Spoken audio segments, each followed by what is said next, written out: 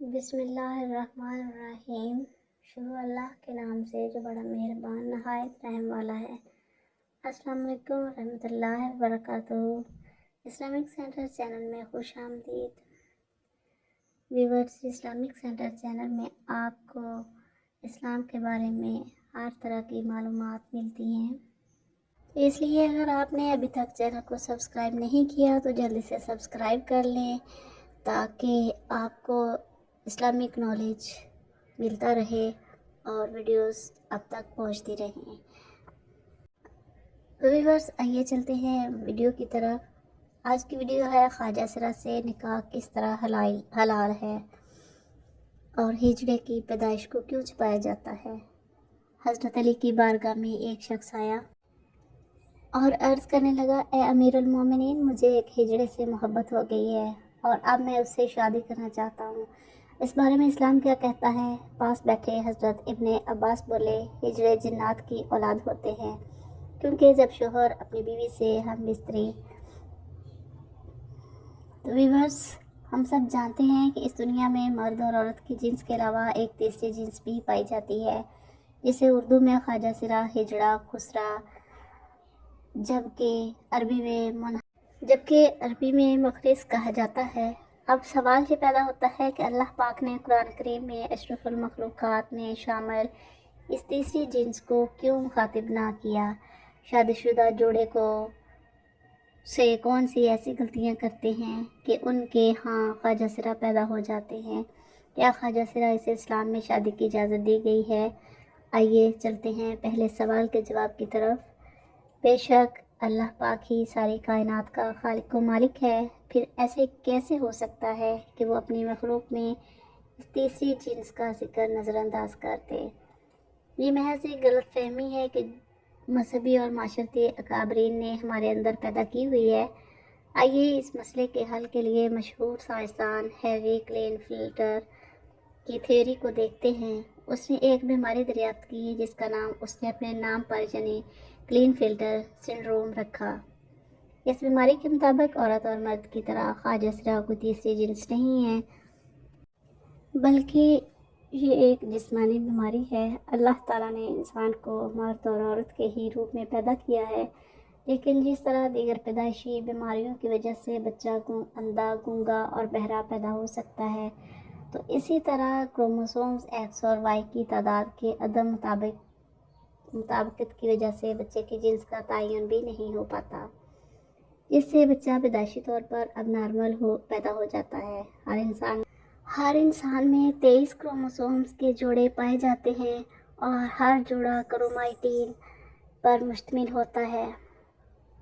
اس طرح مجموعی طور پر ایک انسان میں 46 کروماٹین پائے جاتے ہیں۔ بعض اوقات کروموسومز کی تبدیلی کے وقت مردوں میں ایک زائد کروماٹین ایکس پیدا ہوتا ہے، اس طرح مردوں میں 46 کی بجائے 47 کروماٹین بن جاتے ہیں۔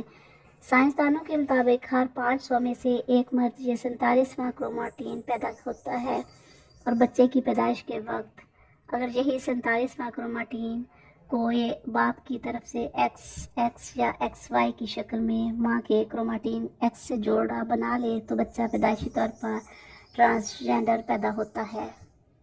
یہاں یہ بات واضح کر دیں کہ ماں کی طرف سے ہر صورت میں ایک ہی کروماٹین ایکس آتا ہے، جبکہ باپ کی طرف سے ایکس اور وائی دونوں میں سے کسی ایک نے آنا ہوتا ہے۔ لیکن اگر بدقسمتی سے باپ کی طرف سے ماں کو دونوں ایکس اور وائی مل جائے تو پھر وہ ماں کے ایکس کے ساتھ مل کر ایک ایسا بچہ پیدا کرتے ہیں کہ جس کی ساری زندگی سزا بچے اور ماں کو دی جاتی ہے، جبکہ یہ تحفہ تو باپ کا ہوتا ہے۔ لیکن اسلامی نقطہ نظر سے امام ابو الفرح طرطوسی کتاب التحریم الفواحش میں حضرت ابن عباس سے ایک نقل روایت کرتے ہیں کہ حضرت ابن عباس نے فرمایا کہ ہجڑے جنات کی اولاد ہے۔ اسی نے حضرت ابن عباس سے دریافت کیا کہ یہ کیسے ہو سکتا ہے، تو آپ نے فرمایا کہ اللہ اور اس کے رسول نے آدمی کو حالت حیض میں بیوی سے معاشرت کرنے سے منع کیا ہے۔ جبکہ آدمی حالت حیض میں بیوی کے پاس آتا ہے تو شیطان عورت کی طرف آدمی سے پہلے پہنچ جاتا ہے۔ اس لیے ہمارے پیارے نبی صلی اللہ علیہ وسلم نے فرمایا ہے کہ جب تم میں سے کوئی اپنی بیوی کے پاس جائے تو دعا پڑھ لیا کرو، اور وہ دعا اللہ تعالیٰ کے نام کی مدد سے اے اللہ ہمیں شیطان سے محفوظ رکھ اور ہماری اولاد کو بھی شیطان کے شر سے محفوظ فرما۔ تو اس طرح شیطان انسان کو کوئی بھی نقصان نہیں پہنچا سکتا۔ قرآن کریم کی سورۃ الشورى میں اللہ اپنی حاکمیت بیان کرتے ہوئے ارشاد فرماتا ہے کہ بے شک آسمان اور زمین کی حکومت اللہ ہی کے لیے ہے، وہ جو چاہتا ہے کرتا ہے، وہ جسے چاہتا ہے بیٹا عطا کرتا ہے، جسے چاہتا ہے بیٹیاں، وہ جسے چاہتا ہے ملا جلا کر عطا کرتا ہے، اور وہ جسے چاہتا ہے بے اولاد رکھتا ہے۔ وہ تو جاننے والا اور قدرت رکھنے والا ہے۔ ہمارا یہ ایمان ہے کہ اللہ ہر چیز کا مالک ہے، وہ جو چاہتا ہے کرتا ہے اور کسی پر ظلم نہیں کرتا۔ آئیے اب تیسرے سوال کا جواب دیتے ہیں کہ ہجڑے سے شادی کی جا سکتی ہے یا نہیں۔ بات یہاں یہ ہے کہ ہجڑے کوئی الگ مخلوق نہیں ہوتے، بلکہ وہ بھی انسان ہی ہوتے ہیں۔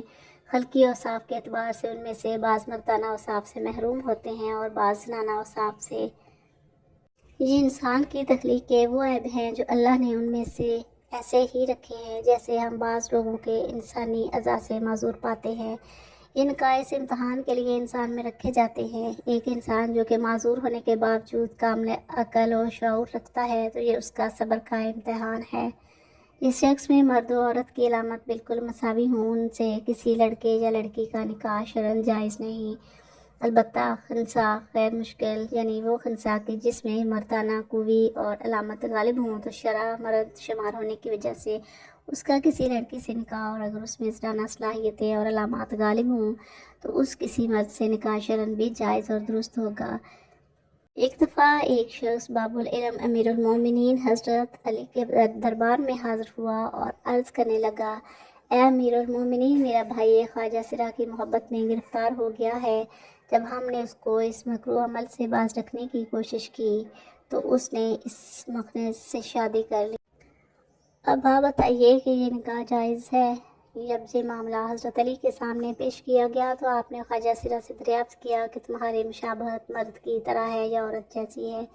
خواجہ سرا نے بتایا کہ مجھ میں مرد اور عورت دونوں کی خصوصیات پائی جاتی ہیں، مجھے ماہوار بھی آتی ہے اور میں مردوں کی طرح بھی زندگی گزارتا ہوں۔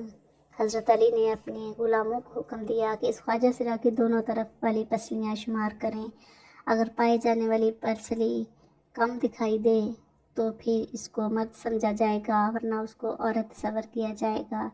جب یہ بات واضح ہو جائے کہ خواجہ سرا کی ایک پسلی کم ہے تو حضرت علی نے فیصلہ صادر فرما دیا کہ اسے مرد شمار کیا جائے اور اس کے شوہر اور اس کے درمیان علیحدگی کروا دی جائے۔ اس طرح خواجہ سرا کی وراثت کا بھی مسئلہ ہے، اگر تو وہ مرد کے مشابہ ہے تو مرد کا حصہ پایا جائے گا، اور اگر عورت کے مشابہ ہے تو عورت کا حصہ پائے گا۔ افسوس کہ ہمارا معاشرہ جو کہ اسلامی معاشرہ کہلاتا ہے، اس میں انہیں عزت و احترام حاصل نہیں جو کہ مرد و زن کو حاصل ہے۔